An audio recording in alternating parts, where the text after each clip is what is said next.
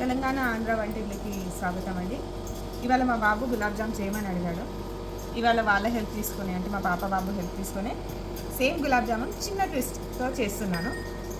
అది చూసి మీరు కూడా ఫాలో అయిపోండి.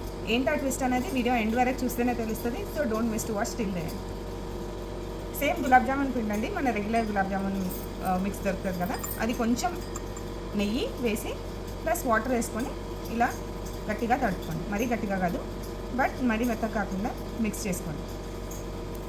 చూడండి, మా బాబు సిరప్ కోసం ఇలాచీ కూడా దంచుతున్నాడు నా పక్కనే కూర్చొని. మా పాప నాతో కూర్చొని గులాబ్ జామున్ కూడా చేస్తుంది.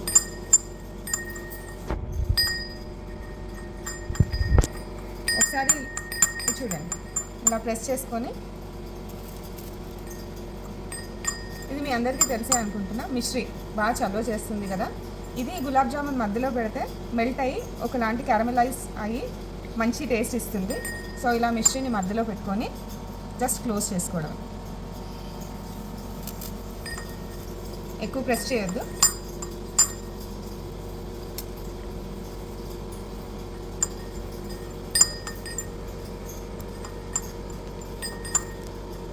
ఇలా రౌండ్గా అన్ని సైడ్స్ క్లోజ్ అయ్యేలాగా పెట్టుకుంటే ఇలా అన్ని గులాబ్ జామున్స్ రెడీ చేసుకోవాలి. ఇంకొకటి కూడా చేసి చూపిస్తాను నేను. ఇంకొకటి చేసి చూపిస్తాను చూడండి. ఫస్ట్ ఇట్లా ఫ్లాట్గా చేసుకొని తర్వాత కొన్ని మిక్చర్స్ పెట్టుకొని క్లోజ్ చేసుకోవడం. అయితే క్లోజ్ చేసుకొని టైట్గా బాల్ చేయాలి.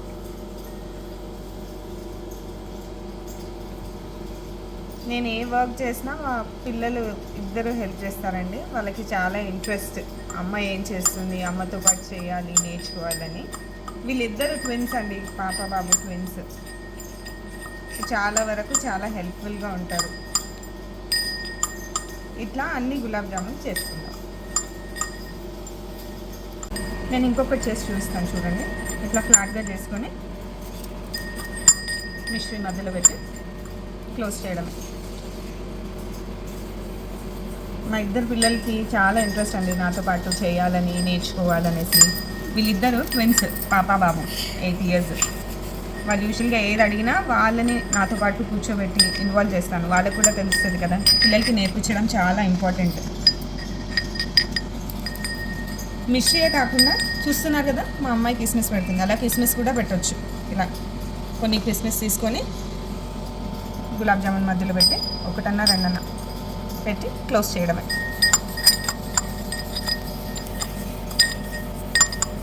మిగతా గులాబ్ జామున్ కూడా ఇలాగే చేసుకుందాం.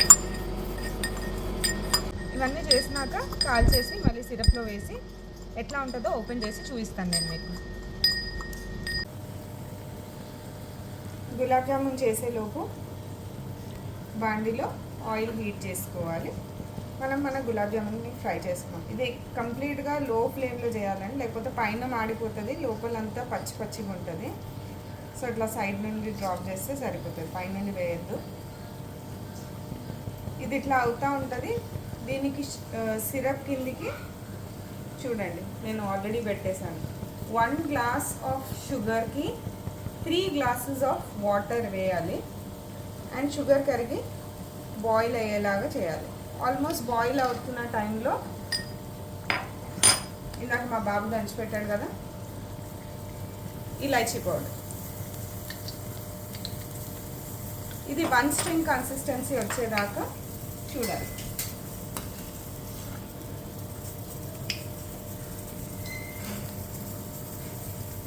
చూడండి, ఇంకా రాలేదు, నాకేం స్ట్రింగ్ కనిపించట్లేదు.